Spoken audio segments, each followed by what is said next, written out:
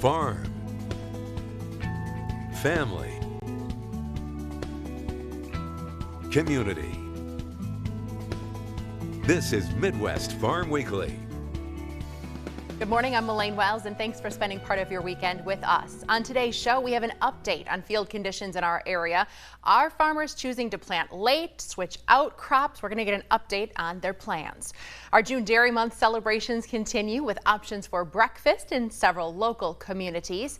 And we tour Milk and Air Dairy along with a group of school kids to answer all of their burning questions about where some of their favorite products come from. In your news headlines, an important update for anyone planning to show cattle at a fair this summer.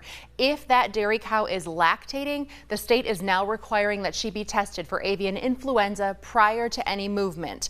Bird flu has been detected in dairy cattle in 12 states, including our surrounding ones in Iowa, Michigan, and Minnesota. Samples must be collected no more than 7 days prior to movement to the fair or an exhibition.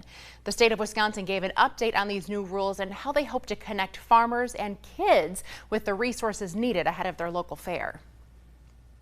With the increasing number of affected states and a busy fair season that's ahead of us, DACAP is acting within our regulatory authority to try to minimize the risk of co-mingling potentially sick animals. We're definitely willing to help connect the kids exhibiting and their parents with veterinarians around the state if they don't already have those connections. We have a list of licensed veterinarians through our veterinary examining board that's available online, and also accredited veterinarians as well.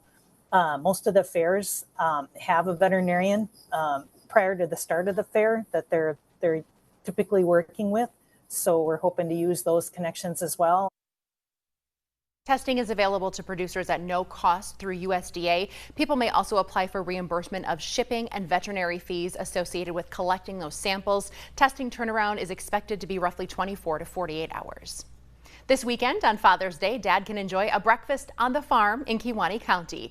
Here's an introduction to the host farm thanks to our Midwest Farm contributor, Dan Hagenow.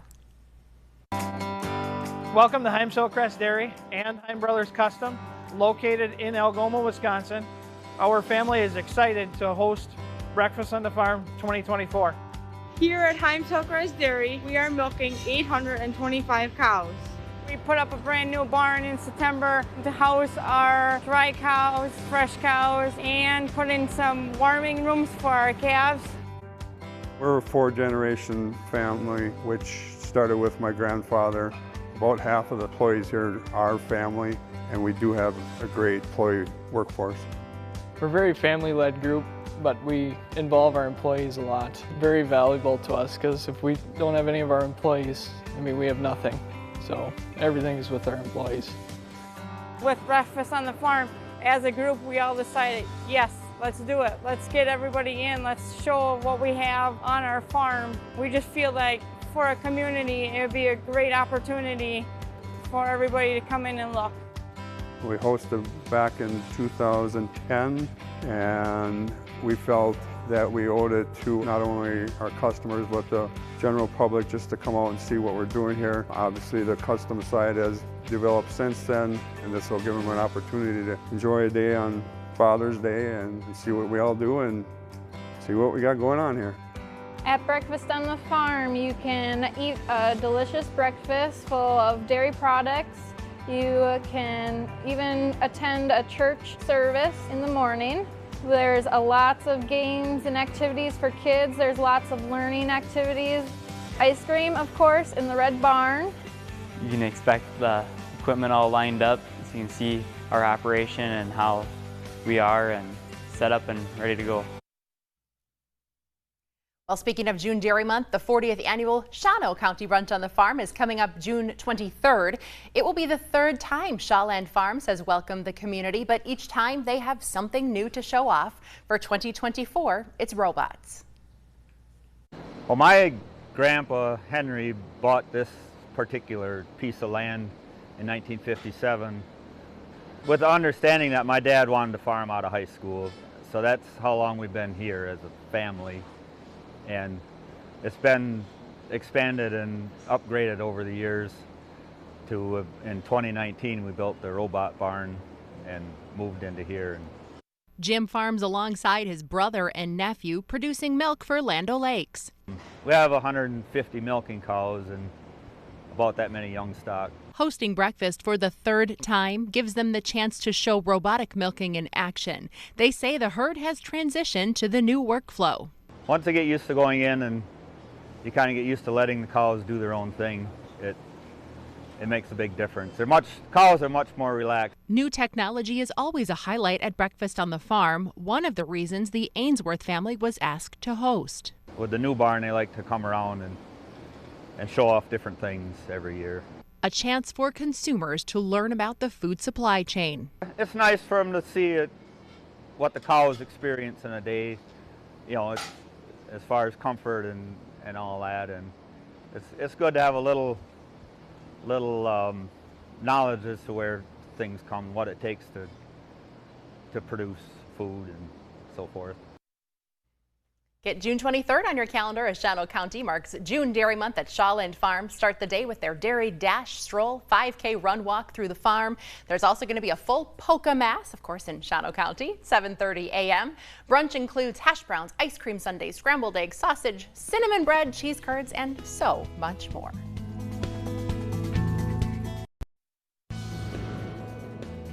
Welcome back. Americans on average eat more than 650 pounds of dairy products each year. And if you feel like you might be falling behind on that total, June Dairy Month is here. It's a great time to sample some award-winning ice cream at Scoops in Chilton. Every year we submit ice creams so that we can see where we're standing with our qualities, and we submit them to the National Ice Cream Association of North America. We have won blue ribbons and red ribbons and white ribbons for some of our ice creams. Our top flavor is vanilla, and then our chocolate had won 2 red ribbons, and our strawberry has won a red and a white ribbon. But our vanilla, it is supremely awesome. It is from Madagascar. It's a special blend that we have made for us, and it has won blue ribbon always. So it's very, very good ice cream. Here in the shop, we constantly have on the floor, we have 24 flavors, of which 16 are the sweet 16s that we like to call them. Those are by far the favorites, which range all the way from obviously vanilla to salted caramel, birthday cake, blue moon, of course, death by chocolate, mint chip, black cherry, those classics that are made right here in the shop that are delicious and creamy. For June Dairy Month, we have quite a few events going on or competitions that are very, very fun. The first one is Design an Ice Cream Contest. So if you go to our website, you can actually find our submission form. It's open entry to everyone and anyone, doesn't matter age. And the winner gets ice cream for a year. Some of the winners that have flavors that have won in the past are always prepared during June Dairy Month. And Scoops also hosts a Father's Day ice cream eating contest. You'll find all of the details on their website. Scoops is located in Chilton.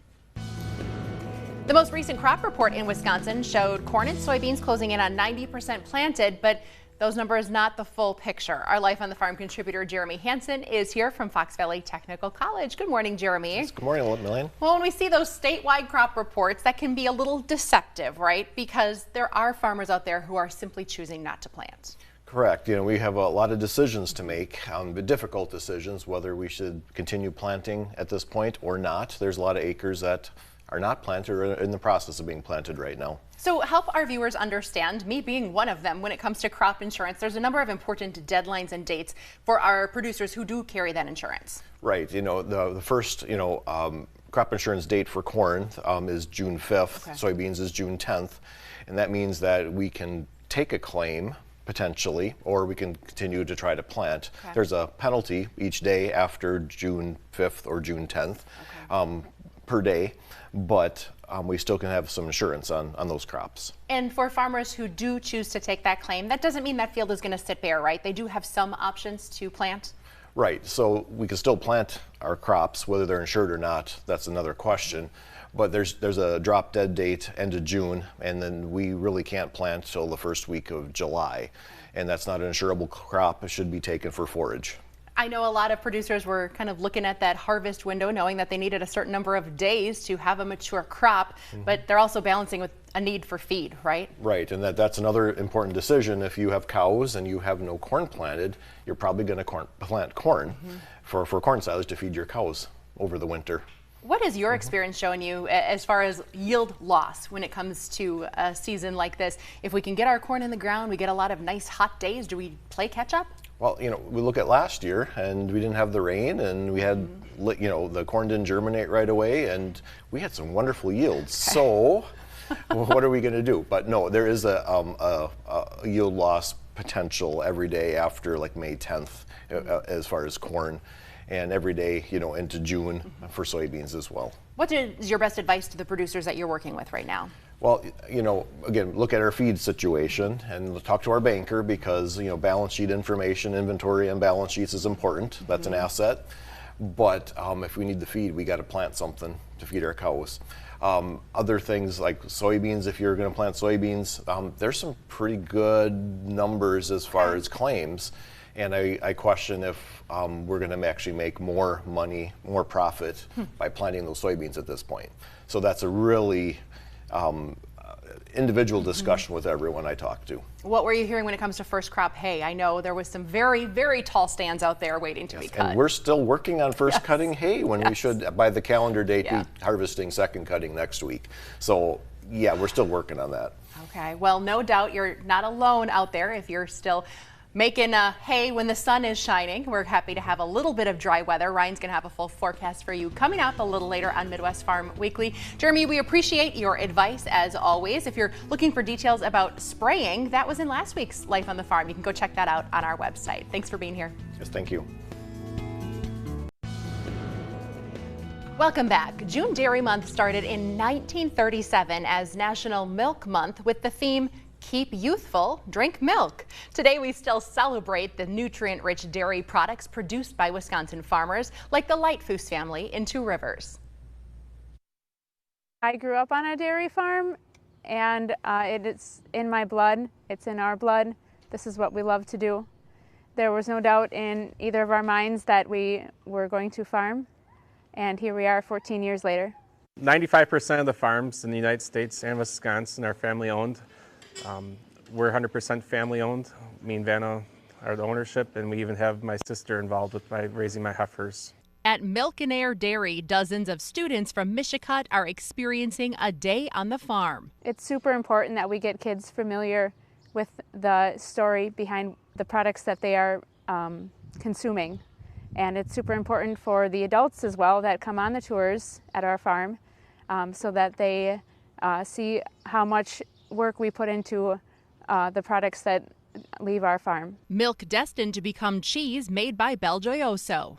We milk 200 cows, Holsteins, Ayrshires, Brown Swiss, whatever color we milk them. Milk twice a day. It's super important that our cows are happy and healthy so that they produce lots of high quality milk. To reach that goal, the couple is always investing in the farm. Lots of projects. There's always a project going on. We installed lots of fans over our cows up in the freestall barn. We put new beds in for our heifers. It's anything we can do that will benefit our cows. My wife does at least all the morning milkings every day of the week. I do all the feeding. I do all the breeding. We're out here at the vets.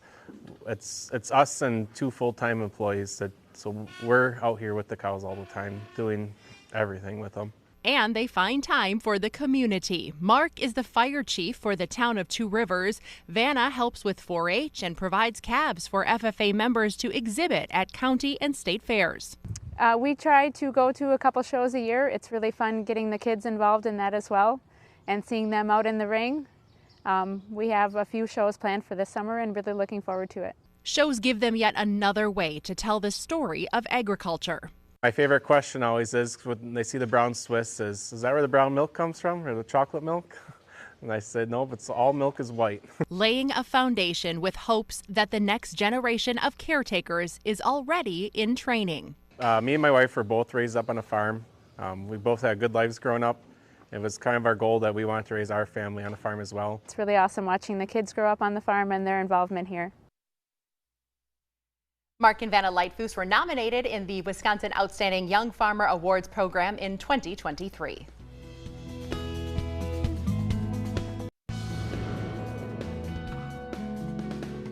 In the town of Oneida, Vine and Virtue Farm is implementing new techniques to help care for the earth and the consumers. Shane Canneberg, alongside his wife Kenna, have owned and operated the farm for the last 4 years. The farm planted 230 fruit trees, which is where these new techniques will be implemented. The first is silvopasture. Canneberg explains what this model involves. A silvopasture in particular, the trees grow in their row, and then there's a space, a pretty large space between the next tree row.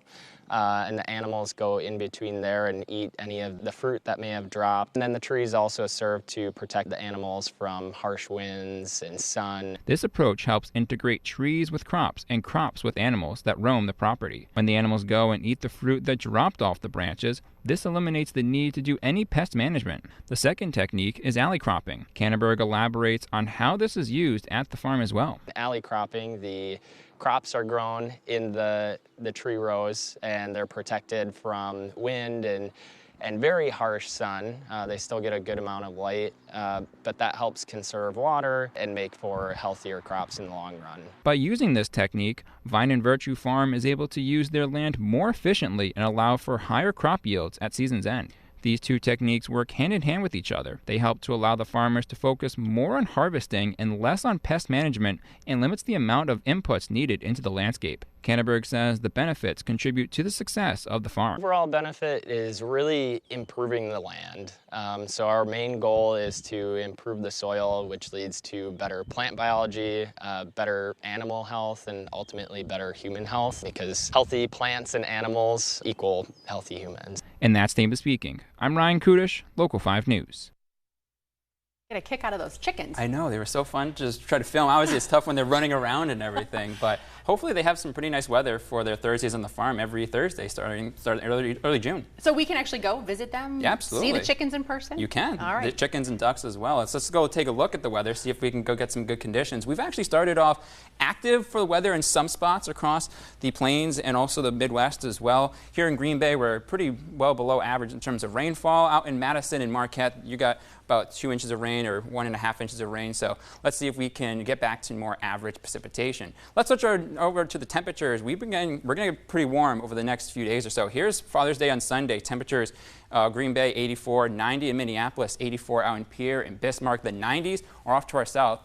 Wow, with a little bit spoiler, they're going to be coming in pretty soon. Here are your overnight low temperatures Sunday night into Monday. Look at this, 71 in Green Bay. Our average high temperature out here is 77. So we're already 6 degrees below our normal temperature, our normal high temperature at morning start. Also out in the Midwest, 60s and also 50s as well. Here we are into Monday. Those high temperatures will surge into the 90s in most spots, some 80s and 60s still off to our west. You'll eventually get warm. Looks to be on Tuesday. We'll still be at 90 here in Green Bay, but some 80s finally start to work their way back up towards the northern plains, 89 in Minneapolis, 81 in Pierce. The big reason why this is going to happen is our jet stream is going to be moving pretty far north. It just depends on if it moves north to South Dakota. That's where you can start to get warm, but at least here in the Great Lakes, we're going to be pretty much baking in the sunshine and warmth pretty much all of next week. It's going to really start to lift north on Tuesday, and out towards the Mid-Atlantic and also New England, they're going to get some pretty good warmth, and we're still going to be sitting in the 90s pretty much all of next week. So we're also going to see some pretty high humidity values as well. Dew points